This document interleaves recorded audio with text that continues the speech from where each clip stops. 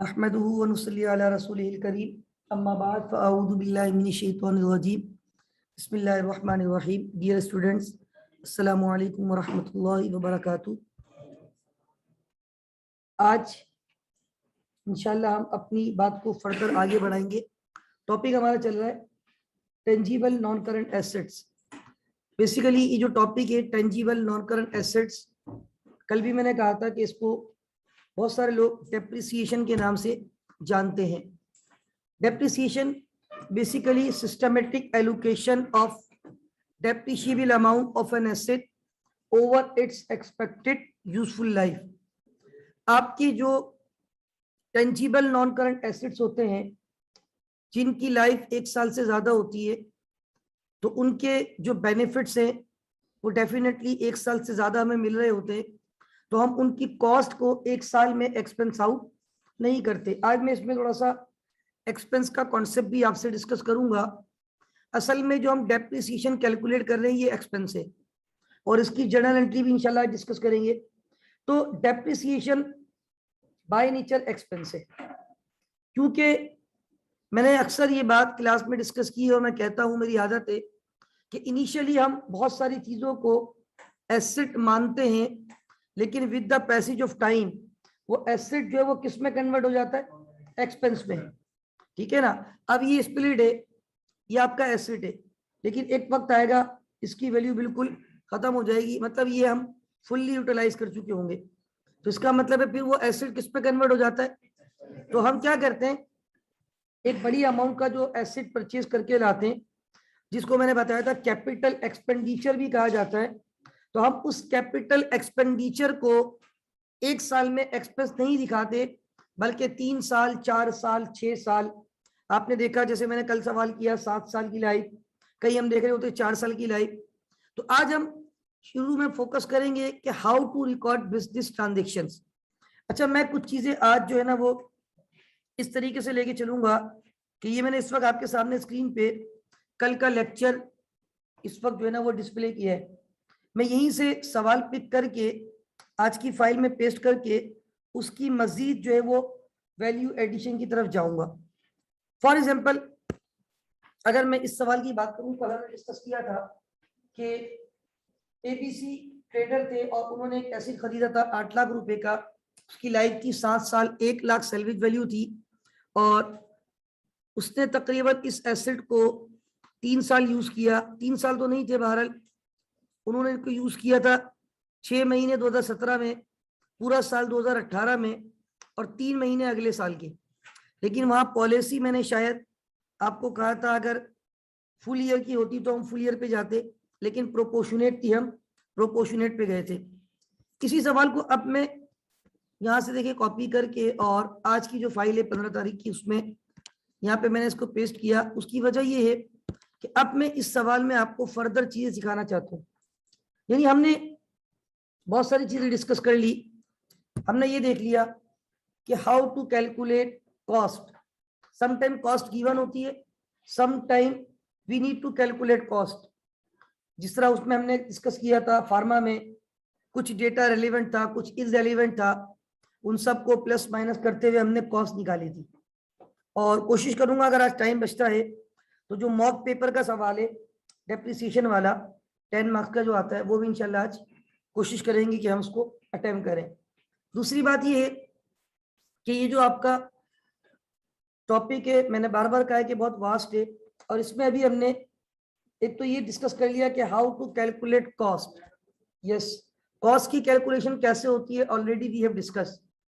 Cost के बाद फिर क्या होता है, देखिए अगर स्टेप वाइज आप देखें ना, एक एसिड खरीद के लाए, उस एसिड की सबसे पहले आपको क्या पता होनी चाहिए, कॉस्ट, ताकि उस कॉस्ट की जो भी अमाउंट है उस पे आप अपनी बुक में एसिड को डेबिट कर सके। अब मैं यहाँ पे कुछ जर्नल एंट्रीज की तरफ जाऊंगा, और मैं यहाँ पे फॉर्मेट जो है वो जर्नल का आपके सामने रखता हूँ, और मैं उस फॉर्मेट पे डिफरेंट जो है वो ट्रांजेक्शन्स को इंशाल्लाह हम रिकॉर्ड करेंगे। यानी एक मिनट, जरा मैं कॉपी कर लूँ फॉर्मेट।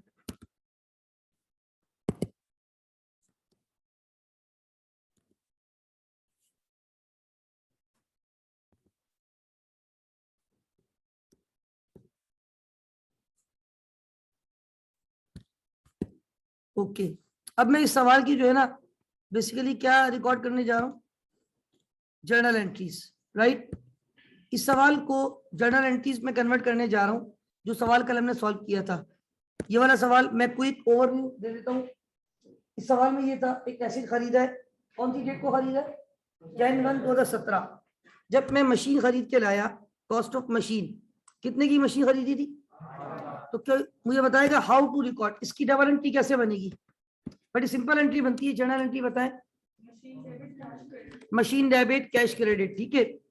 मशीन को आपने डेबिट किया और डेट आपने कौन सी डेट को परचेज किया है, Jan 1 2017, ऐसे ही था, ओके। ये आपका पर्टिकुलर जिसमें हम टाइटल ऑफ अकाउंट लिखते हैं, उसके बाद पोस्टिंग रेफरेंस, उसके बाद ये डेबिट और आपके पास रुपीस में करेंसी है, और डेबिट के साथ साथ ये आपका क्रेडिट।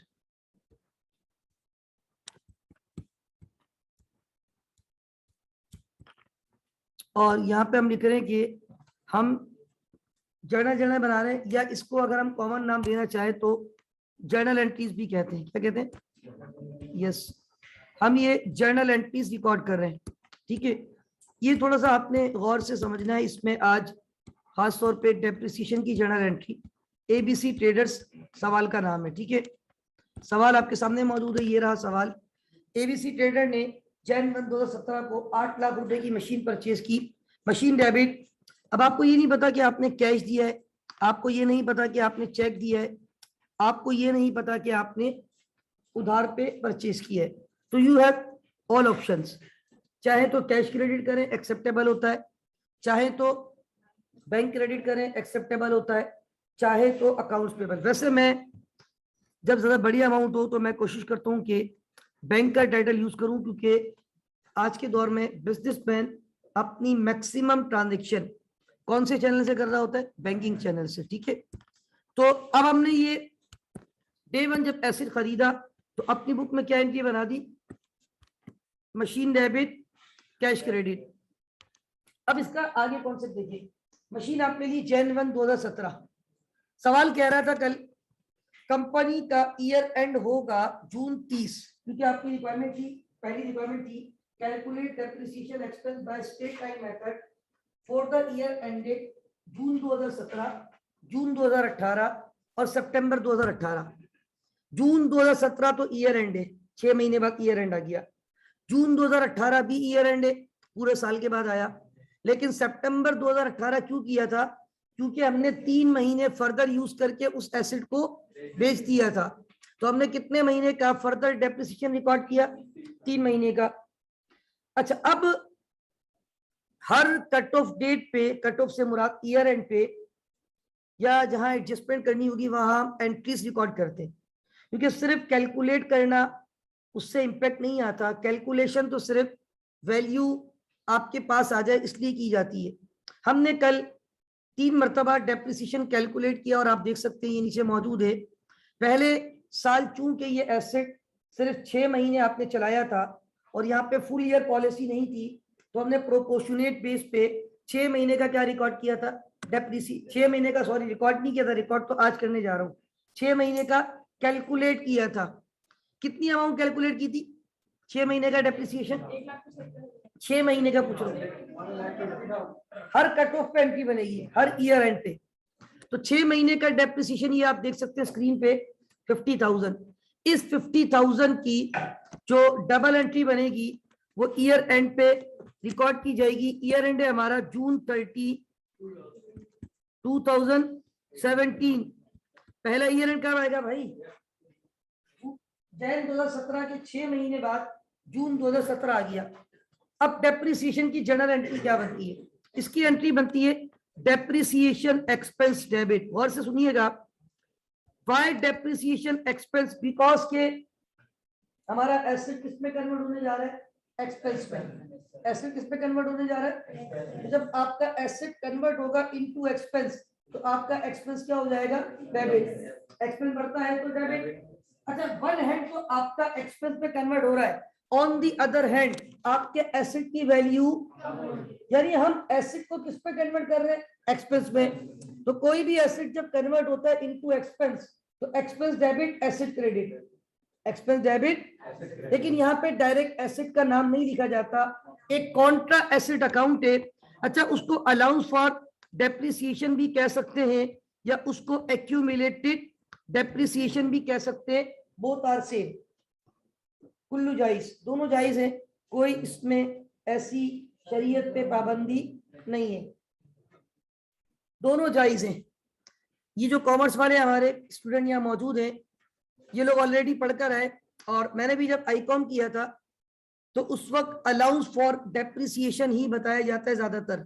लेकिन अगर आप अलाउंस फॉर डेप्रिसिएशन लिखे, इसमें और भी वर्ड्स है, कुछ लोग लिखते हैं प्रोविजन फॉर डेप्रिसिएशन, ये भी जायज है, प्रोविजन फॉर। खास तौर पे अगर आप यूके अप्रोच की, जिसको हम कहते हैं कैम्ब्रिज सिस्टम की बुक्स देखेंगे, ओ लेवल की या स्टेप की जो बुक्स होती है, उसमें फ्रैंकफुट पढ़ाई जाती है अकाउंटिंग में, तो फ्रैंकफुट में अगर आप देखेंगे तो वो वर्ड यूज करते हैं प्रोविजन फॉर डेप्रिसिएशन, कुछ लोग कहते हैं अलाउंस फॉर डेप्रिसिएशन, कुछ लोग कहते हैं एक्यूमुलेटेड डेप्रिसिएशन, कुल्लू जायज, सब सही है, कोई मसला नहीं है। तो अब ये डबल एंट्री बनी 50,000 से, और ये एंट्री, ये टाइटल फिक्स है, डेप्रिसिएशन की एंट्री ऐसे ही रिकॉर्ड होती है, और ऐसा नहीं है कि सर ने बोल दिया कि भाई ये एंट्री है बस रट्टा लगा दो, कॉन्सेप्ट है इसके पीछे। डेप्रिसिएशन एक्सपेंस डेबिट, आपका एसेट किस में कन्वर्ट हो रहा है, जब आपने एसेट खरीदा था ना, तो एसेट कितने का डेबिट किया था, 8 लाख। आज आप बोल रहे 8 लाख में से कितना कन्वर्ट हो गया एक्सपेंस में, और यहाँ पे आप चाहते ना, वैसे तो मैं आपको बता दूं वैसे कर सकते हैं, लेकिन अभी आपका लेवल इनिशियल है, आप थोड़े बड़े हो जाएंगे इंशाल्लाह, तो सेमेस्टर 3-4 में जाएंगे, तो वहां आपको पढ़ाया जाएगा। मैं रात को पढ़ा रहा था इसी क्लास में, कल रात मैंने क्लास ली है, तो मैंने यही एक एंट्री बनाई थी डेप्रिसिएशन की, और मैंने ये एंट्री नहीं बनाई थी कि डेप्रिसिएशन एक्सपेंस डेबिट, और मैंने डायरेक्ट जो है वो एक्यूमुलेटेड को क्रेडिट नहीं किया, हम लोग डायरेक्ट इसको क्रेडिट कर देते एसेट, यानी depreciation expense debit machine credit, Kullu जायज, ये भी जायज है। भाई वैल्यू किसकी कम हो रही है, अब हम मशीन को क्रेडिट करने के बाद ये जो एक्यूमुलेटेड डेप्रिसिएशन लिखते हैं ना, इसको कहते हैं कॉन्ट्रा एसेट अकाउंट, क्या कहते हैं। और ये छोटी छोटी बातें आपको पता होनी चाहिए, पेपर में ये पूछा जाता है इसकी नेचर क्या है, एसेट है, कॉन्ट्रा एसेट है, लायबिलिटी है, इनकम है, तो आपको पता होना चाहिए कौन से टाइटल की नेचर क्या है। तो हाजा contra asset account, contra asset account से मुराद ऐसा अकाउंट जो एसेट को कम शो कर रहा है, जो एसेट की कमी जाहिर कर रहा है। लेकिन मैं फिर कह रहा हूं, जब आप थोड़े बड़े हो जाएंगे तो आप ऐसे पढ़ेंगे डेप्रिसिएशन एक्सपेंस डेबिट, मैंने आपको देखिए अभी से ही बड़ा कर दिया, अभी से समझा दिया कि ये एंट्री भी आप सीखेंगे, depreciation expense debit machine credit, Kullu जायज, कल रात बता रहा हूं मैंने बनाई इसलिए मुझे याद आ गया। तो depreciation expense debit machine credit ये भी जायज है। तो एक चीज ध्यान में रखिए कि हमारे पास ये जो अल्टरनेट वेज है, उस पर अगर आप किसी भी वे पे जाते हैं तो सब एक्सेप्टेबल है, लेकिन फिल वक्त इस लेवल पे आपने डायरेक्ट एसेट को क्रेडिट नहीं करना, इनडायरेक्टली एक कौन सा अकाउंट क्रेडिट करना है, कॉन्ट्रा एसेट। अब मैं आपको एक लॉजिक और बताता हूं, देखिए बुक वैल्यू कैसे निकालते, book value cost minus accumulated depreciation. अब आप खुद देखिए, एसेट की कॉस्ट है 8 लाख पहले दिन Jan 1, ये डेप्रिसिएशन कितने महीने के बाद का है, वेरी गुड। अगर मैं 6 महीने बाद उसकी बुक वैल्यू कैलकुलेट करूंगा तो क्या मैं 8 लाख बोलूंगा, 7.5 लाख कैसे बोलूंगा, कॉस्ट मेरे पास रिकॉर्ड है कितने से 8 लाख, एक्यूमुलेटेड डेप्रिसिएशन मेरे पास रिकॉर्ड है कितना, तो मैं कॉस्ट में से जब 8 लाख में से 50,000 माइनस करूंगा तो आंसर वुड बी 750। तो ये एक्यूमुलेटेड डेप्रिसिएशन जो क्रेडिट करते हैं ना, इसका मकसद होता है एसेट को क्रेडिट कर रहे हो, क्योंकि एसेट की वैल्यू बढ़ रही है या कम हो रही है, कम हो रही है ना, as a result of depreciation asset की वैल्यू कम हो रही है, और एसेट कम होते तो लॉ क्या कहते हैं, क्रेडिट। तो वेरी सिंपल, ये एक्यूमुलेटेड डेप्रिसिएशन कॉन्ट्रा एसेट है, इसका ताल्लुक एसेट की फैमिली से ही है, तो बेसिकली ये एसेट अकाउंट है। तो यहाँ पे आपने इस ट्रांजेक्शन को लॉक कर दिया, और आपकी ये कितनी ट्रांजेक्शन रिकॉर्ड हो गई, 2। अब उसके बाद देखो मीनवाइल कोई एडजस्टमेंट नहीं आ रही, फिर आपका नेक्स्ट ईयर शुरू हो गया अगले दिन, इस कंपनी का साल Jan 1 को स्टार्ट नहीं होता, जुलाई 1 को, क्योंकि इसका ईयर एंड कब होता है, जून 30 को। तो अब जुलाई 1 2017 जब अगले दिन आई, नया साल शुरू हो गया, जुलाई अगस्त सितंबर अक्टूबर नवंबर दिसंबर 2017, जैन फेब मार्च अप्रैल मई जून 2018, ये पूरा साल। ये देखें, ये टाइमलाइन नजर आ रही है आपको, ये पूरा सेकंड ईयर इसका। पहले साल में ये एसेट कितने महीने था हमारे साथ, अगले साल तो पूरे साल रहा। जब पूरे साल रहा तो पूरे साल का डेप्रिसिएशन 50,000 नहीं था, बल्कि कितना था, 1 लाख। अब ईयर एंड आएगा, फिर दोबारा मुझे क्या रिकॉर्ड करना पड़ेगा। अब आपको एंट्री बनाना आती है, सिंपल वही एंट्री, लेकिन अमाउंट चेंज हो जाएगी। क्या एंट्री रिकॉर्ड हो जाएगी, depreciation expense debit, allowance for depreciation भी कह सकते हैं, प्रोविजन फॉर डेप्रिसिएशन भी कह सकते हैं, डायरेक्ट मशीन को भी क्रेडिट कर सकते हैं, या अक्यूमुलेटेड डेप्रिसिएशन। ठीक है भाई, depreciation expense debit, accumulated depreciation credit. Is that clear? कितने से होगा, 100,000 से। आपने डेप्रिसिएशन एक्सपेंस को डेबिट किया और एक्यूमुलेटेड डेप्रिसिएशन को क्रेडिट किया 100,000 से। तकरीबन आपका और एसेट का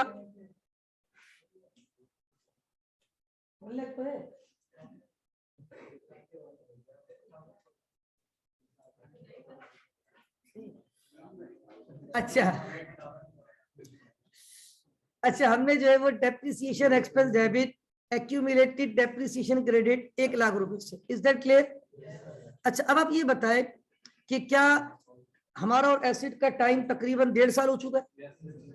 1.5 साल में कितना डेप्रिशिएट कर दिया, वेरी गुड। आज हमारी बुक में वैल्यू आ रही होगी 6.5 लाख, कॉस्ट 8 लाख माइनस। अच्छा, उसके बाद हुआ ये सीन कि 3 महीने बाद एसेट बेच दिया। तो 3 महीने बाद जब हमने एसेट बेच दिया तो हमारे पास जो है ना,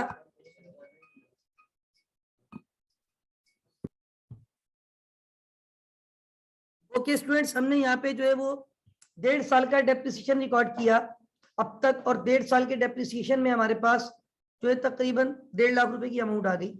अच्छा, अब चूंकि एसेट आपका जो है ना वो फर्दर 3 महीने आपने इस्तेमाल किया है, और वैसे तो आप चाहते तो और भी इस्तेमाल कर सकते थे, कोई आपके ऊपर पाबंदी नहीं थी, लेकिन बहरहाल हो सकता है आपको लग रहा था कि यार ये मशीन क्विक, इसमें तब्दीली आ गई है या मार्केट में एडवांस वर्जन आ गया है, तो आपने एसेट को बेच दिया। मजीद कितने महीने इस्तेमाल किया, ये है जून 30 2018। इसके अगले 3 महीने बाद 2018 ही रहता है भाई, लेकिन वो सितंबर की 30 होती है। तो हमने क्या सितंबर की 30 2018 पे ही आप देख सकते हैं, ये 3 महीने मैंने लिखे भी थे, 3 मंथ्स। क्या इसका डेप्रिसिएशन कैलकुलेट किया है, कितना डेप्रिसिएशन है ये देखिए। अब इसकी भी डबल एंट्री बनेगी, इसकी जो डबल एंट्री बनेगी वो रिकॉर्ड की जाएगी। क्या एंट्री बनेगी दोबारा बताएं, वेरी गुड, सितंबर 30 2018। क्या एंट्री बनेगी,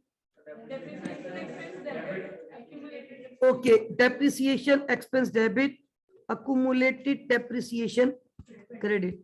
आपने मजीद इसमें डेप्रिसिएशन अक्यूमुलेट कर दिया। असल में ये जो एक्यूमुलेटेड है ना, हाँ, तो इसका मतलब होता है जमा शुदा। एक्यूमुलेट का मतलब क्या होता है, हाँ, यानी आप इसमें एक्यूमुलेट करते जाते हैं अपना जी, ऐड करना, सम करना, एक्यूमुलेट करना, ऐड करना, ऑल आर सेम, कुल्लू जाइज। तो ये जो एक्यूमुलेट है, इसका मतलब होता है आप डेप्रिसिएशन इस अकाउंट में जमा करते जा रहे हैं। तो आज जमा करते करते कितना डेप्रिसिएशन हो गया इसमें, और आज वो तारीख आ गई है जब ये कंपनी अपने एसेट को बेचने जा रही है, डिस्पोज ऑफ करने जा रही है। तो आज जब हम डिस्पोज ऑफ करेंगे, शाह भाई अस्सलाम वालेकुम, शाह भाई शायद, अच्छा, तो आप जो है वो डेप्रिसिएशन तकरीबन 1.25 साल का रिकॉर्ड कर चुके हैं। इफेक्टिवली 1.25 साल हुए हैं। पहले साल 6 महीने, दूसरे साल कंप्लीट ईयर, सेकंड ईयर 3 महीने, तो इफेक्टिवली 8 साल की लाइफ थी। आपने 1.25 साल एसेट को इस्तेमाल किया, आपको नहीं समझ आया, आपने मार्केट में जाके इसको बेच दिया। अच्छा, अब मसला ये है, ये जो हम एक हेड में डेप्रिसिएशन जो एक्सपेंस को डेबिट करने के बाद एक एसेट, एक कॉन्ट्रा एसेट अकाउंट को क्रेडिट कर रहे थे, उसका क्या नाम था, एक्यूमुलेटेड। उसपे डेप्रिसिएशन आपका एक्यूमुलेट हो रहा है, और तकरीबन ये 3 कट ऑफ पे 1,75,000 का डेप्रिसिएशन एक्यूमुलेट हो गया। और ये मैंने कल कैलकुलेशन भी की थी, अगर आप देखें, क्योंकि जाहिर सी बात है जब मैं बेचने जाऊंगा तो मुझे ये पता करना है कि मुझे गेन हुआ या लॉस। तो मैंने कहा यार कॉस्ट थी 8 लाख रुपए, और जितना टाइम मैंने रखा है ना, अभी आप देखें लॉजिक आपको क्लियर होगी, मैं वो एंट्री बना रहा हूँ, उस एंट्री में मेरा डेप्रिसिएशन जो है वो क्या होता जा रहा है, अक्यूमुलेट। तो कितना अक्यूमुलेट हो गया है, 175। अब मेरे पास बुक वैल्यू आ रही थी 6,25,000, मार्केट ने खरीद लिया 6,60,000, तो मुझे कितना फायदा हुआ, वो आपके कैलकुलेशन मैंने ऊपर सवाल में लिख दिया था कि आपकी डिस्पोजल डेट है 30 सितंबर और सेल प्रोसीड यानी सेल करने में जो पैसा आया, कितना पैसा आया, 6,60,000। अब इसकी भी एंट्री बनेगी, इसकी डबल एंट्री थोड़ी कॉम्प्लिकेटेड है, इसको आपने बहुत एहतियात से समझना है। ये थोड़ी कॉम्प्लिकेटेड है, बहुत ज्यादा एहतियात से आपने समझना है। इसमें 4 impact at the same time record होंगे, 4 इंपैक्ट्स। कंपाउंड एंट्री बनेगी कैसे, देखिए आप मशीन बेचने गए मार्केट में, मार्केट ने आपको पैसा दिया, कितना पैसा दिया, अच्छा, या तो मार्केट ने आपको कैश दिया या तो मार्केट ने आपको चेक दिया। चलो सपोज कर लेते हैं भाई चेक मिला है, तो मेमन भाई दूसरे मेमन का है, साथ थे तुम लोग भी, अच्छा। तो सितंबर की 30 तारीख को 2018, ठीक है।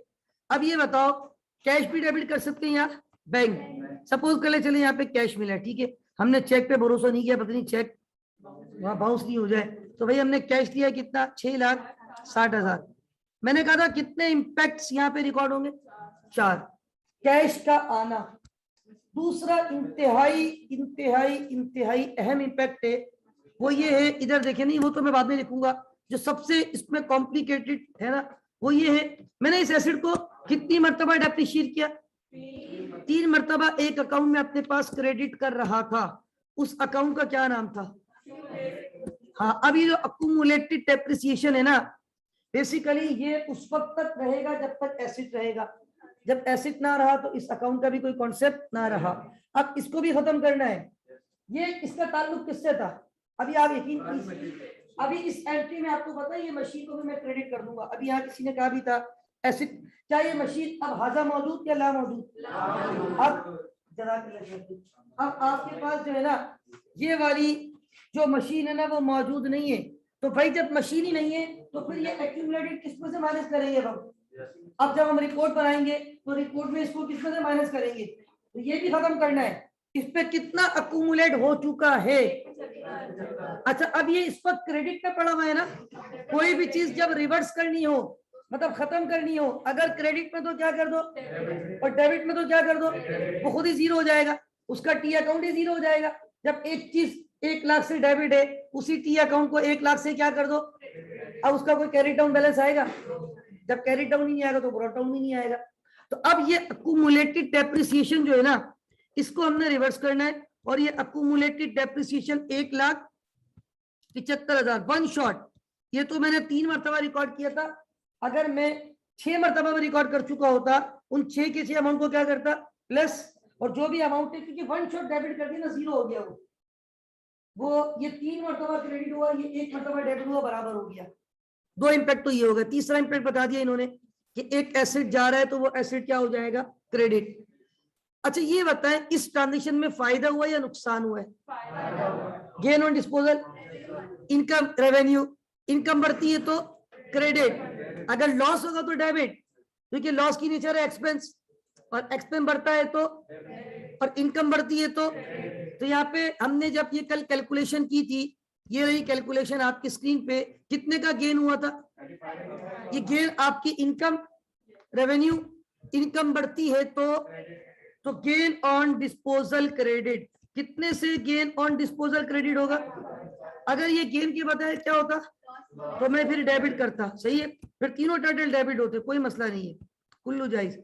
कितने से, आपने once upon a time machine को डेबिट किया था, अब क्या मशीन आपके पास है, अब क्या मशीन है आपके पास, नहीं है, अब मशीन आपके पास नहीं है, जब मशीन आपके पास नहीं है तो मशीन को क्या करेंगे, जब खरीदी थी तो मशीन को क्या किया था, अब मशीन बेचकर आ गए हो ना, मशीन आपके ऑफिस में मौजूद तो रिकॉर्ड में भी नहीं होनी चाहिए। अब रिकॉर्ड से क्या कर दो, माइनस यानी क्रेडिट। कितने से डेबिट किया था ऊपर देखिए, तो कितने से क्रेडिट कर दूंगा। अब आप देखिए एंट्री खुद ब खुद ही बैलेंस हो गई होगी, चेक करें, ये ट्रांजेक्शन ऑटो बैलेंस होगी, चेक करें। अगर ये लॉस होता ना, 3 चीजें मैं डेबिट करता, लॉस भी डेबिट में आता, मशीन क्रेडिट बिल्कुल जीरो हो जाती। तो ये कंपाउंड एंट्री है डिस्पोजल की। तो आप लोग एक काम करें, ये जर्नल एंट्री जल्दी से कॉपी करें, कोई कॉपी करें। अच्छा स्टूडेंट, इसमें हमने जो है ना वो एक जर्नल एंट्री बनाई, ये लास्ट वन अगेन 30 सितंबर को डिस्पोजल की। एसिड को हमने डिस्पोज ऑफ किया और इसमें 4 इंपैक्ट्स आए। एक कल आपने एक्सचेंज का केस किया था, याद है आपको? एक्सचेंज के केस में एक हेड और बढ़ जाएगा, वहां पे 4 के बदले कितने हेड आएंगे, 5, क्योंकि वहां एक एसिड जा रहा होगा और एक एसिड, और कैश भी आप देकर आते हो उसको। कल याद है आप लोगों ने एक एसेट दिया था पुराना, वो एसेट क्रेडिट होगा, एक एसेट लेकर आए थे नया, वो डेबिट होगा। फिर आपको लॉस हुआ था उसमें 3000 का, वो लॉस डेबिट होगा, वेरी गुड। और उसका पुराने एसेट का एक्यूमुलेटेड डेप्रिसिएशन भी पड़ा हुआ था, वो भी डेबिट हो जाएगा। और उसमें जो आपने उसको कैश एक्स्ट्रा दिया, कैश टू बी पेड, वो भी क्रेडिट होगा। तो मैं अब उसी एंट्री की तरफ जा रहा हूं, उसी सवाल की जर्नल एंट्री की रिकॉर्डिंग सिखा रहा हूं। ये भी मैंने रिकॉर्डिंग तो सिखाई है, ये थी डिस्पोजल की। अब किसकी एंट्री सिखाऊंगा, एक्सचेंज की। बाकी डेप्रिसिएशन की एंट्री तो फिक्स है, और उसकी मैंने पूरी लॉजिक आपको बहुत डिटेल से समझा दी, सारे ऑल्टरनेट बता दिए, और उसमें पीछे लॉजिक क्या है। जाहिर सी बात है, वो एसेट की वैल्यू कम हो रही है तो एसेट को हम क्रेडिट कर रहे हैं, डायरेक्टली एसेट का नाम शो नहीं कर रहे, उसके बैक पे एक कॉन्ट्रा एसेट अकाउंट यूज कर रहे हैं। क्या नाम दे रहे हैं उसको, एक्यूमुलेटेड। और वो जब तक रखेंगे जब तक वो एसेट हमारे साथ है। जब वो एसेट बेच देंगे, जैसे ही बेचेंगे उस एक्यूमुलेटेड को रिवर्स करके क्या कर देंगे, डेबिट। ये ध्यान में रखना, चाहे डिस्पोजल हो चाहे एक्सचेंज हो, पुराना एसेट जा रहा है आपके पास, तो उस पुराने एसेट को क्रेडिट करने के साथ साथ उससे रिलेटेड जितना भी एक्यूमुलेटेड क्रेडिट में पड़ा हुआ है, वी नीड टू रिवर्स, और उसको हमने क्या करना है, डेबिट। तो अब मैं कल का जो हमारा वो एक सवाल और था, वो मेरे ख्याल से दिस वन ये था। अब देखिए इस सवाल में जर्नल एंट्री रिक्वायर्ड नहीं थी, मैं इसमें एक रिक्वायरमेंट ऐड कर रहा हूं। ये मैंने सवाल यहां से कॉपी किया और आज की फाइल में इसको दोबारा मैं पेस्ट कर रहा हूं, और यहाँ पे मैंने इसमें, सॉरी ये तो कॉपी तो वहां से किया, इसको मैंने पहले यहाँ से कॉपी किया। और अब यहाँ पे देखिए आप, ये सवाल कल आप लोगों ने सॉल्व किया था, और इसमें कितनी रिक्वायरमेंट थी, 2। अच्छा ये सवाल जो है ना, मतलब ये मैंने कल भी कहा था आपको, ये 5 पेपर का सवाल है, और ये 5 या 7 नंबर का सवाल आया था, दोनों रिक्वायरमेंट मिला के। ये बजाज एंड सन्स, इसने क्या किया इस सवाल में, आपसे कैलकुलेशन नहीं करवाई। कैलकुलेशन क्या होती है, डेप्रिसिएशन कैलकुलेट करना, कॉस्ट कैलकुलेट करना, कुछ भी नहीं करवाया। इसने सब कुछ आपको खुद ही बता दिया कि भाई वंस अपॉन अ टाइम एक एसिड हम खरीद के लाए थे, कितने का खरीद के लाए थे।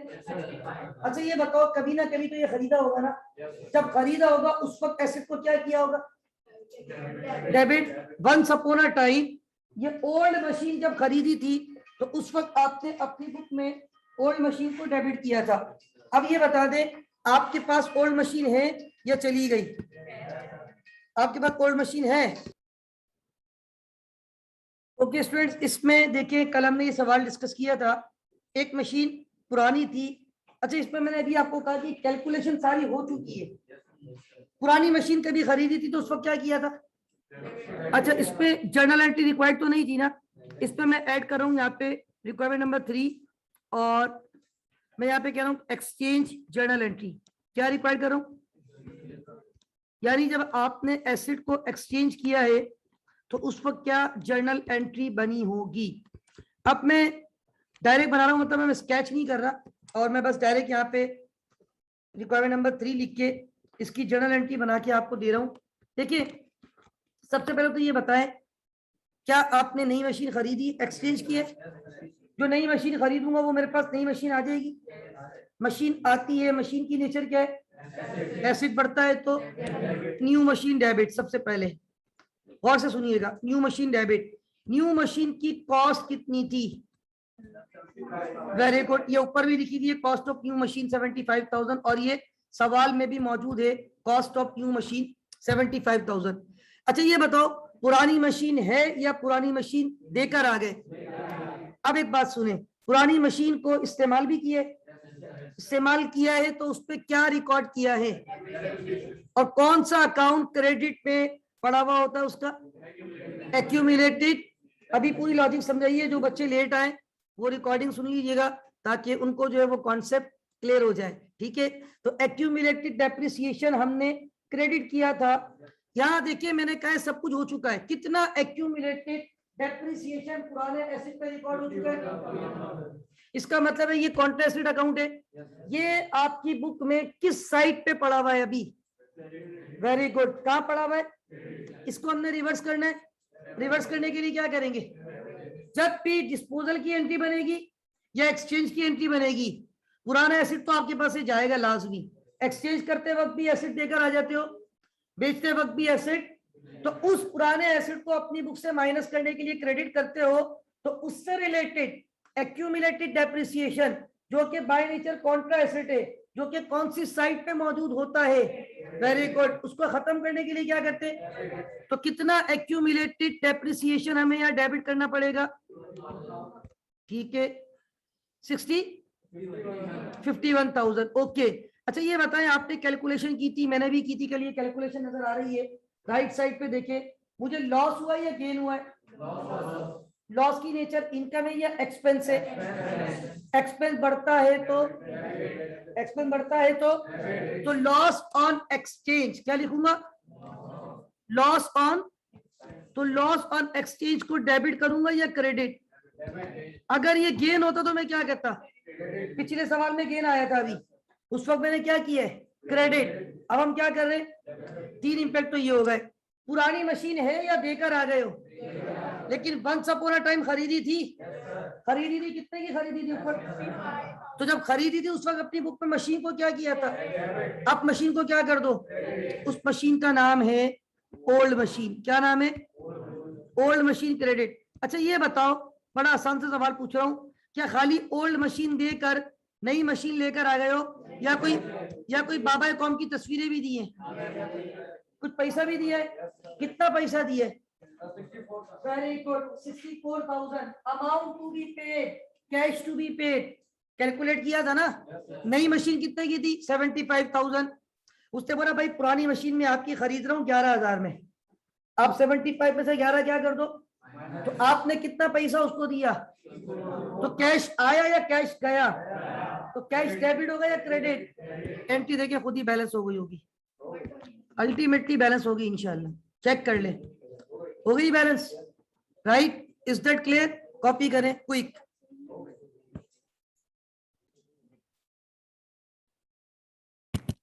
Faraz brothers transport company exchange a number of used trucks and cash for a vacant plot of industrial land.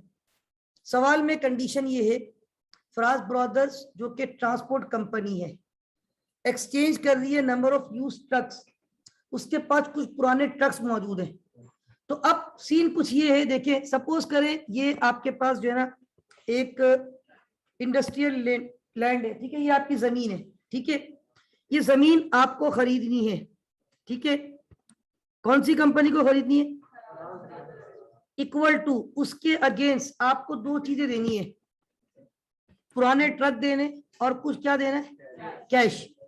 अब जरा इधर देखिएगा, इस इंडस्ट्रियल लैंड को परचेज करने के लिए आपने एक तो उनको देने हैं यूज ट्रक, ठीक है ना, ये आपके सपोज करें कि 2-3 यूज ट्रक हैं और ये इसके टायर्स भी है ना भाई,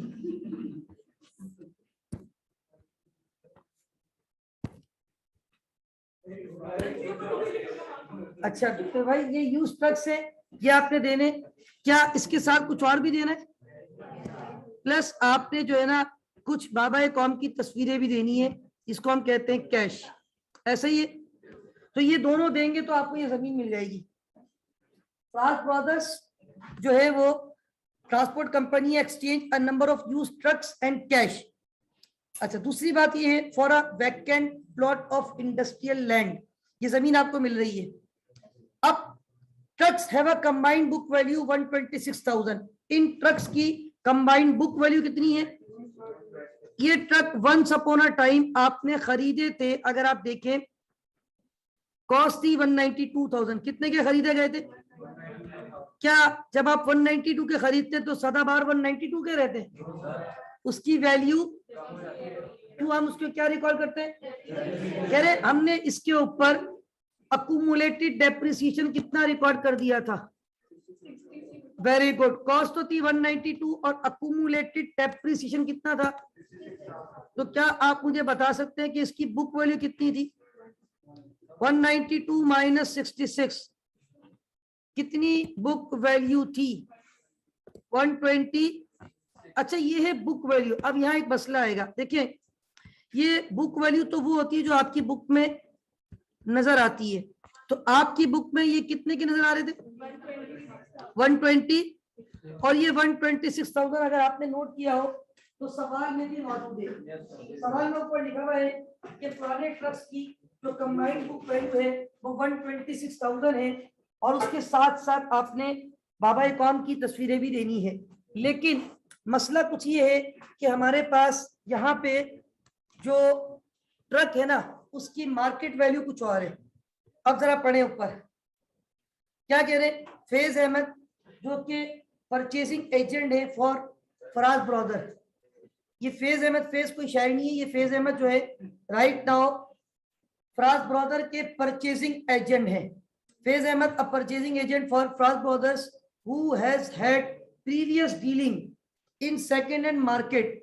जिनका प्रीवियस सेकेंड हैंड मार्केट में डीलिंग का बहुत आइडिया है, इंडिकेट्स दैट बताते हैं कि trucks have a fair market value of 147,000।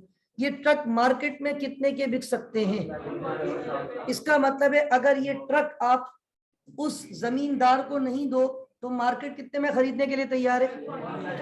तो ये आपके लिए बड़ी इंपॉर्टेंट है। Fair value, fair value equal to 140 number 1। आप 147,000 के मार्केट वैल्यू के ट्रक उनको दे रहे number 1। In addition to trucks, truck के अलावा फराज भाई इज ऑल्सो रिक्वायर्ड टू पे 51,000। आपको कैश कितना देना है? इसका मतलब है for the plot of land. इसका मतलब है ये जमीन 198,000 की है। इसका मतलब है जमीन कितने की है? भाई आप मुझे बात बताओ, अगर ये ट्रक में इस जमींदार को नहीं दूंगा तो ट्रक कहाँ जाके बेचूंगा? मार्केट मुझे कितने पैसे देगी? और 147 के साथ मुझे कितने पैसे ऐड करके उसको देने? दोनों को ऐड कर लो, कितना हो गया? ये सवाल में जो आपने नया एसेट एक्सचेंज के तौर पे लिया है ना, उसकी वैल्यू गिवन नहीं थी, हमने खुद कैलकुलेट की है। और ये रिक्वायरमेंट है आपकी। क्या लिखा हुआ है? Taken into the requirement of IAS 16। मैंने कहा था इसके ऊपर IAS 16 है। Calculate the following. कितनी चीजें कैलकुलेट करनी है? नंबर 1 आपने क्या कैलकुलेट करना है? Cost of. आपने इस जमीन की कॉस्ट कैलकुलेट करनी है। ये फराज ट्रांसपोर्टेशन है क्या है? FB।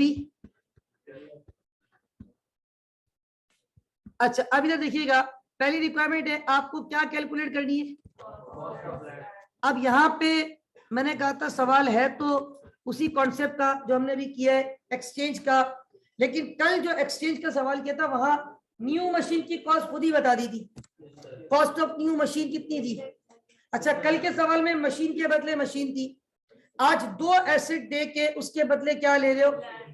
आप कैश भी दे रहे हो, पुराने ट्रक भी दे रहे हो, और उसके बदले आपको क्या मिल रहा है? जमीन मिल रही है।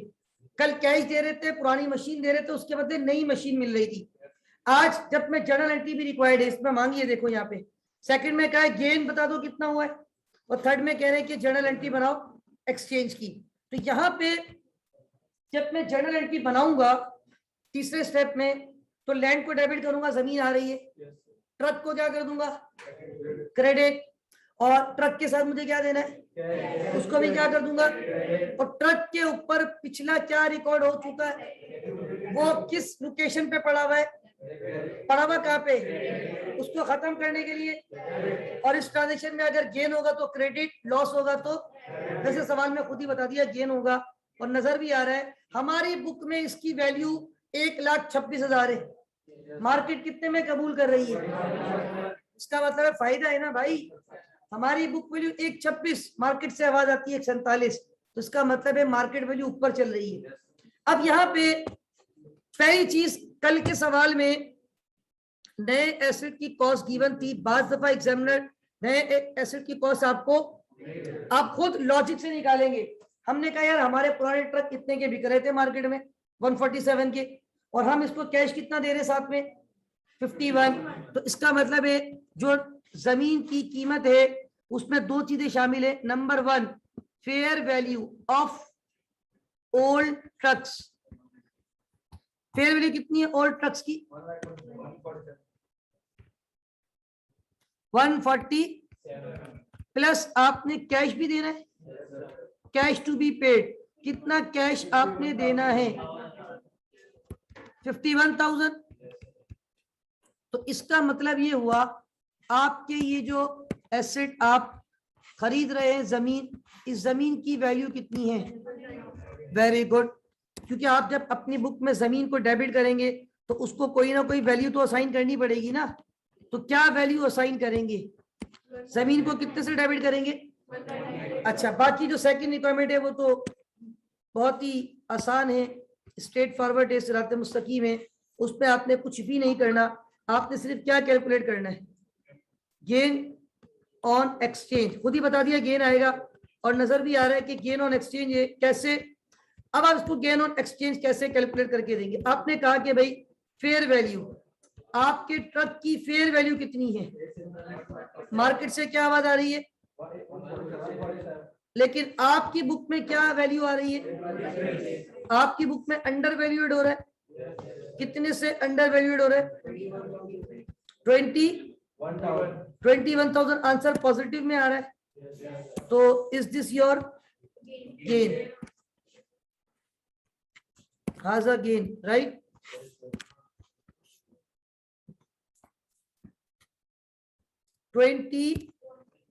अब जरा देखिएगा, जर्नल एंट्री बनानी है, सारी चीजें आपके सामने मौजूद है और मैं यही सामने बना रहा हूं ताकि आपको यहीं पे इंपैक्ट नजर आए।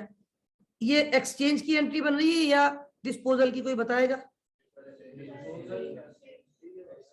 एक्सचेंज की है डिस्पोजल की, इसमें 4 टाइटल होंगे या 5, 5। सबसे पहले तो हम कह रहे हैं हमारे पास एक एसेट आ रहा है जिसको हम जमीन कहते हैं, जमीन आ गई आपके पास, एसिड बढ़ गया, एसिड बढ़ता है तो डेबिट, जमीन को कितने से डेबिट करूंगा, हाजा ला मौजूद, ये हमने खुद कैलकुलेट किया है। पुराने ट्रक आपने दिए, उन पुराने ट्रक पे कितना अक्यूमुलेटेड डेप्रिसिएशन क्रेडिट पे पड़ा हुआ था, वेरी गुड, 66,000। सवाल में देखिए हाजा मौजूद, कुल्लू मौजूद, कहां गया, ये रहा, अक्यूमुलेटेड डेप्रिसिएशन 66,000 नजर आ रहा है। तो ये आपके पास पुराने एसेट का है, तो ये आपके पास क्रेडिट पे पड़ा हुआ था। इसको खत्म करने के लिए क्या करेंगे, क्योंकि जब भी एक्सचेंज होगा, डिस्पोजल होगा, पुराना एक्यूमुलेटेड डेप्रिसिएशन रिवर्स होगा और उसकी नेचर क्रेडिट होती है, रिवर्स करने के लिए क्या करूंगा, डेबिट। उसके बाद इस ट्रांजेक्शन में फायदा हुआ या नुकसान हुआ है, तो नुकसान होगा तो डेबिट और फायदा होगा तो, क्योंकि इनकम बढ़ती है तो क्रेडिट। गेन ऑन एक्सचेंज, कितना फायदा हुआ है, 21,000 रुपए। पुराने truck once upon a time खरीदे गए थे तो बुक में ट्रक्स को डेबिट किया था, कितने से ट्रक, नहीं 192,000। एक्चुअल कॉस्ट कितनी है, इधर देखो भाई कॉस्ट, इधर देखो, इधर कॉस्ट कितनी है, once upon a time truck खरीदे गए थे, कितने के लिए थे, तो ट्रक को कितने से डेबिट किया था। अब ट्रक है या देकर आ रहे जमींदार को, जमींदार को दे दिए, ला मौजूद, एसिड को क्या करना है, क्रेडिट, क्या करना है, तो कितने से ट्रक्स क्रेडिट हो जाएंगे, 190। अच्छा ये बताएं क्या जमींदार ने कुछ कैश भी लिया है, कैश आपके पास आ रहा है या आपके पास से जा रहा है, कैश की नेचर एसिड कम होता है तो कितना कैश उसको आपने दिया है, 51,000 का आपने उसको कैश दिया है। आप चेक कर ले, अल्हम्दुलिल्लाह ये ट्रांजेक्शन आपकी इंशाल्लाह ऑटो बैलेंस हो गई होगी। चेक कर लिया करें, हो गई, बिल्कुल होगी इंशाल्लाह बैलेंस। Is that clear? अब एक नया कॉन्सेप्ट, एक और कॉन्सेप्ट आपको देना है, आज का आखिरी कॉन्सेप्ट, मुमकिन तौर पे शायद इस टॉपिक का आखिरी कॉन्सेप्ट। और वो कॉन्सेप्ट मेरा नहीं ख्याल कि एग्जामिनर आपसे इतना जो है एग्जामिन करता होगा, बहरहाल सिलेबस में लिखा हुआ है तो मैंने कहा चले वो कॉन्सेप्ट भी आपसे डिस्कस कर लिया जाए। वैसे वो आगे आप इंशाल्लाह बहुत डिटेल पढ़ेंगे कॉन्सेप्ट, और आगे यानी स्टेज 4 में वो कॉन्सेप्ट बहुत ज्यादा पढ़ाया जाता है। असल में कुछ टॉपिक जो है बड़े कॉमन है, ये टॉपिक आपने आगे भी पढ़ना है। कहाँ पे? लेवल 4 में। बहुत सारे टॉपिक ऐसे जो यहाँ भी पढ़ने, और लेकिन वो लेवल के हिसाब से उसका जाहिर सी बात है, ये ऑपरेशनल लेवल है, वो मैनेजर लेवल है, ये ऑपरेशनल लेवल 1 है, वो मैनेजर लेवल 2 है। एक तो लेवल भी हाई और लेवल के अंदर सब लेवल भी हाई। ये ऑपरेशनल लेवल का भी लेवल 1 है, वो मैनेजर लेवल का भी लेवल 2 है। तो वहां पे अगला कॉन्सेप्ट जो पढ़ाने जा रहा हूँ बहुत ज्यादा डिस्कस किया जाता है, बहुत ज्यादा एग्जामिनर एग्जामिन करता है। यहाँ मैं आपको एक रेलिवेंट हद तक इस कॉन्सेप्ट को दूंगा। तो वो कॉन्सेप्ट कहलाता है रीवैल्यूएशन ऑफ एसेट्स।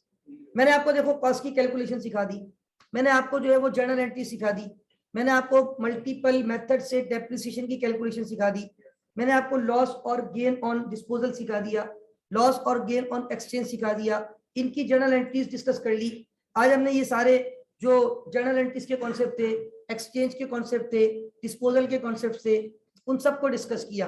अब एक कॉन्सेप्ट है जो कि बड़ा इंपॉर्टेंट कॉन्सेप्ट होता है, this is non as revaluation of non current asset. ये जो कॉन्सेप्ट है ना रीवैल्यूएशन का, असल में ये कॉन्सेप्ट कुछ ये है कि सम टाइम आप अपने एसेट की रीवैल्यूएशन करते हैं, और रीवैल्यूएशन ऑफ एसेट्स जब की जाती है तो आपके एसेट्स की वैल्यू बढ़ भी सकती है और आपके एसेट्स की वैल्यू कम भी हो सकती है। जैसे मैं आपको छोटी सी मिसाल दूं, छोटी सी मिसाल, अभी अभी हमने एक सवाल सॉल्व किया फराज ब्रदर का। फराज भाई के पास पुराने ट्रक्स मौजूद थे। सवाल खुद कह रहा था कि वो पुराने ट्रक्स 192,000 के परचेज किए गए थे। फिर सवाल ये भी कह रहा था उन पुराने ट्रक्स पे 66,000 का ऑलरेडी डेप्रिसिएशन रिकॉर्ड हो चुका है। फिर वो सवाल खुद कह रहा था कि सवाल में ये बात भी मौजूद थी कि उन ट्रक्स की बुक वैल्यू 1,26,000 है, जो कि हमने खुद भी कैलकुलेट की थी, कॉस्ट माइनस एक्यूमुलेटेड डेप्रिसिएशन। सवाल में भी गिवन थी, हमने खुद भी कैलकुलेट की थी 1,26,000। फराज भाई तो एक्सचेंज करने जा रहे थे। अगर फराज भाई एक्सचेंज करने नहीं जाते, पुराने ट्रक चलाते रहते, तो क्या मार्केट में उनके ट्रक 1,26,000 के बिक रहे थे? कितने के? अब ये गेन उस वक्त रियलाइज होता है जब आप एसेट को बेचो। गेन उस वक्त रियलाइज होता है जब आप एसेट को बेचो। मैं एक मिसाल लेता हूँ ना, आपने फ्लैट लिया 50 लाख रुपए का, सही है, आज भी मिलता है 50 लाख का फ्लैट, ओल्ड सिटी एरिया में हमारे यहाँ मिल जाता है, ठीक है। और अगर मतलब हालात सही रहे, पीस एंड सिक्योरिटी हो, लॉ एंड ऑर्डर सिचुएशन अच्छी हो, पॉलिटिकल अनरेस्ट ना हो, और प्रॉपर्टी थोड़ी ऊपर जा रही हो, तो कुछ ही अरसे में वो फ्लैट 55 लाख 60 लाख का हो जाता है। लेकिन अगर आप नहीं बेच रहे तो क्या वो 5-10 लाख रुपए आपकी जेब में आ रहे? नहीं, वो गेन उस वक्त रियलाइज होता है जब आप बेचते हैं। फराज भाई ने जैसे ही पुराने ट्रक दिए ना, उसको गेन रियलाइज हो गया। फराज भाई ने 198 में जो सौदा किया उसमें उसकी वैल्यू क्या काउंट हुई? 147 मार्केट वैल्यू प्लस 51 का कैश। तो आप अनलेस एंड अनटिल बेचते नहीं हो चीजों को, आपके पास एक्चुअल प्रॉफिट रियलाइज। लेकिन इंटरनेशनल अकाउंटिंग स्टैंडर्ड्स इस बात की इजाजत देते हैं कि अगर आप चाहें तो अपने एसेट्स की वैल्यूज को, अगर वैल्यू बढ़ रही है तो बढ़ा सकते हैं। अब कैसे बढ़ाएंगे, उसका तरीका क्या होगा? मैं एक छोटा सा सवाल आपको पहले सॉल्व करवा रहा हूँ, फिर इंशाल्लाह इस पे फर्दर कॉन्सेप्ट्स को ऐड करूंगा। कि एक छोटा सा सवाल, ये सवाल तो बेसिकली जो है ना आपके लेवल का नहीं, ये सवाल ये वहां पे आया था, ये सेमेस्टर जो ऊपर का फाइनेंशियल अकाउंटिंग का पेपर है वहां का सवाल है। ये मैं बहुत बेसिक सवाल है इसलिए मैं आपको सॉल्व करवा रहा हूँ। वहां पर भी सम टाइम बहुत सारी चीजें बहुत स्ट्रेट आती है, और इसमें अगर आप देखें बड़ा सिंपल कॉन्सेप्ट है। और इस सवाल में रीवैल्यूएशन का कॉन्सेप्ट है, ये बेसिकली रीवैल्यूएशन का सवाल है, इसलिए ये मैं आपके सामने रख रहा हूँ। कह रहे सुभान associate purchase an asset for ₹2 million. अच्छा, मिलियन में 6 जीरो होते, मिलियन में 6 जीरो होते, 2 मिलियन को बोलते 20 लाख रुपए। सुभान भाई ने एसेट खरीदा 20 लाख रुपए का, Jan 1 2009, हैप्पी न्यू ईयर, साल का पहला दिन सन 2009। एसेट हैड अ यूजफुल जिंदगी ऑफ 5 साल, एसेट की जिंदगी कितनी है? 5 साल। एंड बीइंग डेप्रिशिएटेड यूजिंग सिराते मुस्तकीम मेथड, और कौन से मेथड से इसको डेप्रिशिएट करना है? सिराते मुस्तकीम। आगे फरमाते हैं on Jan 1 2011 the asset was revaluate to ₹2.1 million. Oh my goodness, 2 साल इस्तेमाल भी कर लिया। 2 साल पहले कितने का लिया था? तो कितने साल इस्तेमाल कर लिया? 2009 में लिया था, 2011 की बात हो रही है, और मार्केट कितने में खरीद रही है? 21 लाख रुपए में। आगे फरमाते हैं द रिमेनिंग यूजफुल जिंदगी इज द सेम, इसकी रिमेनिंग लाइफ में कोई तब्दीली पहले भी भाई 5 साल थी ना, कितने साल गुजार दिए, तो अब कितनी लाइफ बची हुई है? Prepare journal entries for the revaluation of assets and depreciation for the year ended 2011। अच्छा, ये सवाल 5 नंबर का आया था, मुझे तो याद है क्योंकि जाहिर सी बात है मैं वहां पढ़ाता हूँ अल्हम्दुलिल्लाह। बहरहाल ये सवाल सिर्फ कौन से ईयर की एंट्रीज मांग रहा है आपसे? 2000। लेकिन मैं अगर आपको समझाने के लिए टॉप टू बॉटम जा रहा हूँ। टॉप टू बॉटम से मुराद, सबसे पहले मैंने एसिड खरीदा, इधर देखिएगा, मैंने एसिड लिया है Jan 1, किसी को एतराज है? एसिड लिया है Jan 1 2009 में।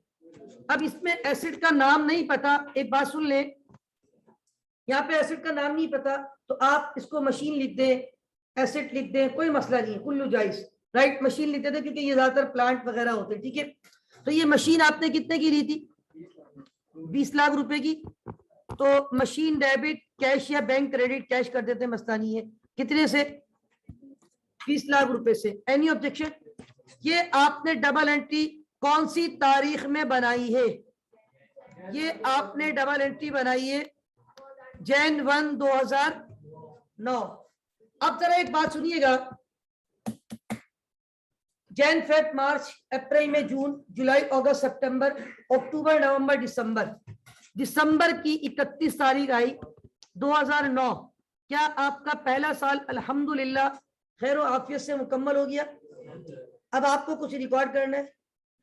कुछ आवाज आ रही है एसिड से आपके पास? मुझे डेप्रिशिएट करो। एसिड कह रहा है कि मेरे वैल्यू पे क्या कैलकुलेट करो। अब मेथड कौन सा है? सिराते मुस्तकीम। स्ट्रेट लाइन के 2 फार्मूले बताए थे, रेट दिया हुआ सवाल में नहीं। अब फार्मूला लगेगा cost minus salary value divided by. लेकिन अब यहाँ सुने, यहाँ सुन ले, यहाँ पे चूंकि सवाल में सैलरी वैल्यू मौजूद, जब सैलरी वैल्यू मौजूद ना हो तो वो 0 होती है। Very good. तो अब देखिए डेप्रिसिएशन एक्सपेंस अगर मैं 2009 का पहले कैलकुलेट करूंगा तो भाई कॉस्ट कितनी है? 20 लाख रुपए, माइनस 0, तो माइनस 0 करने की जरूरत ही नहीं है, सैलरी वैल्यू तो 0 है ना। 20 लाख को डिवाइड कर दूंगा कितने साल पे? 5 साल पे। तो पहले साल कितने लाख रुपए का डेप्रिसिएशन रिकॉर्ड होगा? कोई बताएगा how to record depreciation? Depreciation expense debit accumulated depreciation. ये डबल एंट्री जो नॉन कॉमर्स वाले लेट आए उनको लेक्चर सुनने के बाद क्लियर होगी और रिकॉर्डिंग सुनने के बाद, और बाकी लोगों को मेरा ख्याल है आकिब वगैरह नॉन कॉमर्स को समझ आ रही होगी। Depreciation expense debit accumulated depreciation. अच्छा, अब आ जाए, ये तो अल्हम्दुलिल्लाह पहला साल गुजरा, अगले दिन सूरज शुरू होता है, Jan 1 2010 का समय है, हैप्पी न्यू ईयर है। फिर आपने चलना शुरू किया तो Jan, Feb, मार्च, अप्रैल में जून, जुलाई, अगस्त, सितंबर, अक्टूबर, नवंबर, दिसंबर। अब दिसंबर की कौन सी तारीख आ गई? 2010। सूरज गुरूब होने को है और आपसे कुछ कहने को है, और आपसे ये मशीन कह रही है कि अब कौन से ईयर का डेप्रिसिएशन रिकॉर्ड करें। मेथड यहाँ पे कौन सा है? तो यहाँ पर भी पूरे साल का है तो अमाउंट सेम आएगी, 4 लाख रुपए मजीद। आप इस पे क्या रिकॉर्ड कर रहे हैं? क्या एंट्री बनाऊंगा? सेम एंट्री बनती है, बताएं। Depreciation expense debit accumulated depreciation, how much is that? 400,000। अल्हम्दुलिल्लाह 2 साल गुजर चुके हैं। आज दिसंबर 31 2010 है। कल जब सूरज शुरू होगा तो एक नया साल होगा, हैप्पी न्यू ईयर का समय होगा, साल का पहला दिन, सूरज शुरू हो गया और आज मार्केट से आवाज आ रही है आपके एसेट की वैल्यू है 21 लाख रुपए। बड़े सवाल में जैन 1 2011 हम कहां तक डेप्रिशिएट कर चुके हैं? दिसंबर 31 2010। अगले दिन जब सूरज शुरू होता है तो तारीख कौन सी लग जाती है? जैन 1 2000। कह रहे एसेट रीवैल्यू किया गया, मार्केट पे ले जाके उसकी वैल्यू लगाई गई। जब मार्केट में जाके उसकी वैल्यू पूछी गई तो पता चला कि उसकी, देखिए बहुत सारे तरीके हैं अपने एसेट की रिवैल्यूएशन करने के। आप ऐड दे दें न्यूज़पेपर में, आप OLX पे ऐड दे दें, तो जो सीरियस बायर होगा ना वो आपको मैक्सिमम वैल्यू लगा के जाएगा, तो आपको पता चल जाएगा आपके एसेट की वैल्यू क्या है। वंस अपॉन अ टाइम मेरे साथ एक एक्सपीरियंस हुआ, मेरे कजन को फ्लैट परचेज करना था, तो एक MH रोड पे अम्मा टावर के नाम से जो एक प्रोजेक्ट बन रहा था, उस वक्त ऑलमोस्ट वो फाइनल हुआ था जब की बात है। तो जाहिर सी बात है, लोग जब कंस्ट्रक्शन चल रही होती है तो फ्लैट परचेज करवा लेते हैं, और जब बहुत सारे लोग इन्वेस्टमेंट के लिए खरीदते हैं, जब कंस्ट्रक्शन हो जाती है तो वो बेच देते हैं। तो बहरहाल वो जब ऑलमोस्ट बन चुका था, शायद रिहाइश भी शुरू हो गई थी, तो मेरा कजन वहां गया, वो फ्लैट देखकर आया और उसने मुझे कहा कि यार तुम भी उसी रास्ते से आते हो रोजाना, तो किसी दिन जो ना ऊपर जाना, वो फलाने साहब नीचे रेल वो स्टेट एजेंसी वाले बैठे हुए या जो भी है, वो आपको ऊपर ले जाएंगे। एक फ्लैट मैंने देखा है, मुझे इन्होंने इतने पैसे बताए, आप जाओ अब आपको कितने बताते हैं, जरा चेक तो करें। बहरहाल मैं गया, वो साहब मुझे ऊपर ले गए, फ्लैट दिखाया जो मेरे कजन ने कहा था, वो सब कुछ उन्होंने एक प्राइस बताई कि भाई। फिर उस बंदे ने एक बात बोली, जाहिर सी बात है फ्लैट उसका नहीं था, वो तो कौन था, रियल एस्टेट फर्म था या जो भी था, ब्रोकर होते, एजेंसी वाले होते। उसने कहा कि भाई देखो ये तो पार्टी का फ्लैट है, उन्होंने हमें ये वैल्यू दी है। लेकिन उस बंदे ने उस वक्त एक जुमला कहा था जो मुझे आज तक याद है, उसने कहा था बहुत सारे लोग जो है ना फ्लैट बेचते नहीं है, खाली अपनी वैल्यू चेक करना चाहते हैं, तो वो फॉर सेल ऐड दे देते हैं, और हम जब दिखाते हैं तो जो सीरियस बायर होता है ना वो मैक्सिमम वैल्यू लगा के जाता है, तो उसको पता चल जाता है कि मेरे इस एसेट की क्या वैल्यू हो गई है। और ये बिल्कुल हकीकत है, बहुत सारे एसेट ऐसे होते हैं, इवन गाड़ियां वगैरह हैं, बहुत सारी चीजें आप खरीदते हैं, हालांकि आप इस्तेमाल भी करते हैं, लेकिन बाद में उसकी वैल्यू क्या हो जाती है, बढ़ जाती है, मार्केट चेंज हो जाती है। फ्लैट आपने खरीदा, उसकी वैल्यू बढ़ जाती है, मार्केट चेंज हो जाती है, अप भी हो जाती है, कभी कभी डाउन भी हो जाती है। तो बहरहाल अब हम कह रहे हैं कि भाई ये 2 साल गुजर गए, इस कंपनी ने सोचा कि यार 2 साल के बाद आज जाके मार्केट में इसकी क्या करते हैं, रीवैल्यूएशन। तो मार्केट ने क्या कहा, ये कितने की मशीन बिक सकती है, 21 लाख। अब इधर देखें, यहाँ पे कैलकुलेशन होती है, और कैलकुलेशन कुछ ये होगी, फेयर वैल्यू। मैं यहाँ पे क्या लिख रहा हूँ, कितने साल के बाद की फेयर वैल्यू, ये मैं कैलकुलेशन कर रहा हूँ जैन 2 साल के बाद की, जैन 1 2011, 2 साल हुए ना अभी, तो 2009 पूरा गुजरा है, 2010 पूरा गुजरा है, 11 गुजरा थोड़ी है, 11 का तो आज पहला दिन है। फेयर वैल्यू मार्केट से क्या आवाज आ रही है, 21 लाख। अच्छा एक वैल्यू मैंने कैलकुलेट नहीं की, 12 लाख डायरेक्ट बता दें। 2 साल के बाद की बुक वैल्यू कोई बताएगा मुझे, नहीं, 12 लाख। 2 साल के बाद की बुक वैल्यू कितनी है, ये 12 लाख इन्होंने कैसे निकाली है, 20 में से 8 लाख क्या कर दिए भाई, आपने 2 साल पहले 20 लाख का लिया था, ये एसेट 2 साल में कितना डेप्रिशिएट कर दिया। तो आप ये जब 12 लाख माइनस कर रहे हैं तो आपके पास यहाँ पे 9 लाख रुपए का सरप्लस आ रहा है, इसको बोलते हैं रीवैल्यूएशन सरप्लस। क्या बोलते हैं, रीवैल्यूएशन सरप्लस।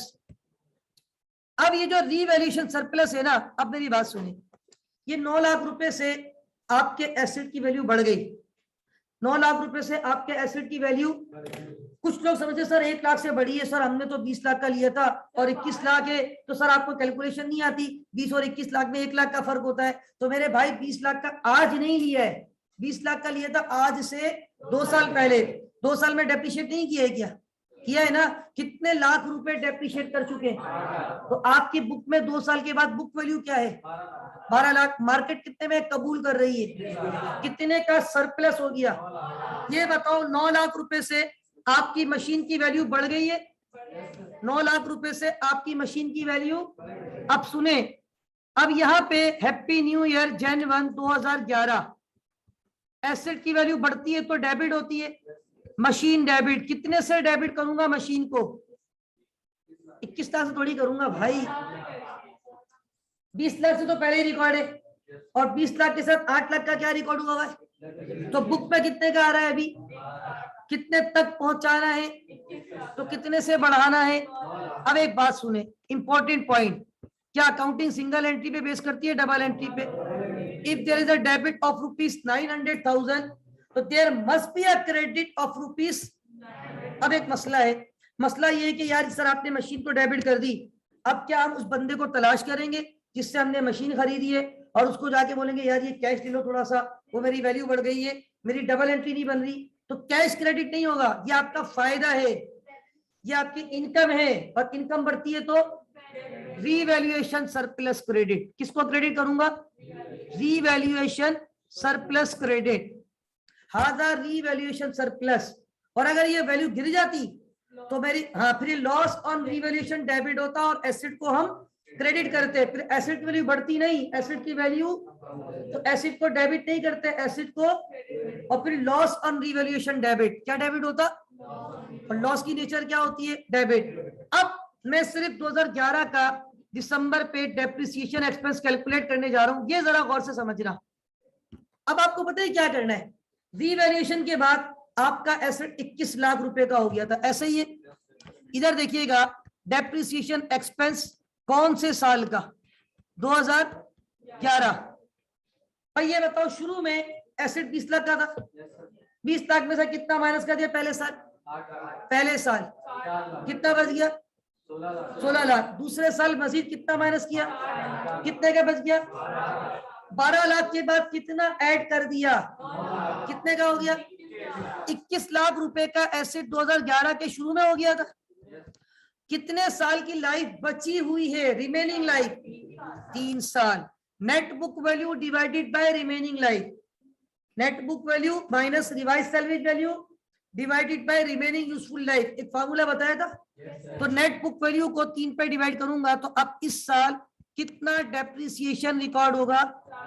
अब यहाँ पे कुछ बच्चे ये कहते हैं कि सर हम तो सिराते मुस्तकीम डेप्रिसिएशन मेथड पे जा रहे हैं, और यहाँ तो पहले साल 4 लाख आया था, दूसरे साल भी 4 लाख आया था, सर तीसरे साल 4 लाख क्यों नहीं आया, 7 लाख क्यों आया? तो मेरे भाई आपके एसेट की वैल्यू, आपकी एसेट वैल्यू 9 लाख रुपए से बढ़ गई है, और 9 लाख का अभी कितने साल का समय बाकी है, 3 साल। 9 लाख को 3 पे डिवाइड करो कितना आता है, 3 लाख। पहले कितना डेप्रिसिएशन होता था, 4 लाख, अब कितना हो रहा है, तो कितना एडिशनल हो रहा है, because of revaluation, because of, जब रीवैल्यूएशन करते हैं तो आपके एसेट की वैल्यू बढ़ जाती है। अच्छा एक सवाल में देखिए, आपको वैसे ही शो करता हूँ एक दो सवाल। देखिए ये एक सवाल जो कि एफएससीआर का मॉडल पेपर जो है हमारा आईसीएमए का, अगर मेरे पास है तो मैं आपसे शेयर करता हूँ। यस ये देखिए, ये please student come to the point. अब ये देखिए ये क्या लिखा हुआ है, ऊपर पढ़े जरा, मॉडल पेपर, और ये कौन से लेवल का मॉडल पेपर है, मैनेजर लेवल और financial accounting and corporate reporting. Okay student please silent, students नजर देखिएगा, ये मॉडल पेपर आपको नजर आ रहा है, मैनेजर लेवल। अब यहाँ जो पेपर आता है ना, यहाँ इस तरीके से आता है, वहां कुछ लिखना भी होता है बाज़ दफा। अब जैसे मैं आपको एक सवाल शो करता हूँ, वो रिवैल्यूएशन वाला था, शायद हो सकता है आपको कुछ समझ में आए वो सवाल। देखिए ये सवाल मौजूद है, देखिए डिस्क्रिप्टिव क्वेश्चन, वहां पे डिस्क्रिप्टिव क्वेश्चन भी आते हैं ऊपर के लेवल पे, और इस तरह आपको स्पेस दिया जाता है, वहां पे आपको टाइप करके आंसर देना है कीबोर्ड से। कह रहे Kashan limited boat and equipment, Kashan limited ने क्या खरीदा है, कितने का खरीदा है, 37,50,000, यानी 37,50,000 रुपए। कब खरीदा है, Jan 1 2017। It had a useful जिंदगी ऑफ, ऑन Jan 1 2019, कितने साल गुजर गए, 2 साल। The asset was revaluate to 4.5 million, asset कितने से रीवैल्यूएट हो गया, बढ़ गया ना। हालांकि पहले तो 2 साल का क्या रिकॉर्ड करोगे, वो माइनस करोगे और बुक वैल्यू कम आएगी, फिर उस बुक वैल्यू और इस वैल्यू से कंपेयर करोगे तो फिर आपके पास क्या आएगा, surplus. Expected useful life of the asset remain unchanged, वही वाली कहानी जो वहां लिखी हुई थी। In such scenario calculate the amount of revaluation surplus. क्या आप इसको कैलकुलेट कर सकते हैं, क्या ये सवाल मैं आपके होमवर्क के तौर पे ऐड कर दूं? ये मैंने सवाल आपकी फाइल में जाके यहाँ पे ऐड कर दिया, and this is your HW। What is HW, homework. तो क्या ये सवाल आप लोग कर लेंगे? हालांकि ये सवाल आपके लेवल का नहीं है, लेकिन बहरहाल नहीं, इसमें तो खाली सरप्लस कैलकुलेट करने के लिए बोला है बस। इसमें जो रिक्वायरमेंट है तो ये आपको सिर्फ सरप्लस कैलकुलेट करना है। इसी तरह और भी इस टाइप की चीजें वहां पे एग्जामिन की जाती है। तो याद रखें, आप जब अपने एसेट की रीवैल्यूएशन करते हैं तो एज अ रिजल्ट वैल्यू बढ़ भी सकती है, एज अ रिजल्ट आपके एसेट्स की वैल्यू कम भी हो सकती है। वो डिपेंड करता है कि आपके एसेट की वैल्यू किस तरफ जा रही है। अपवर्ड रिवैल्यूएशन भी है और डाउनवर्ड भी है। तो मेरा ख्याल है ये कॉन्सेप्ट भी सबको क्लियर हो गया। That's all for today. अल्लाह हाफिज व नासिर। पाकिस्तान जिंदाबाद।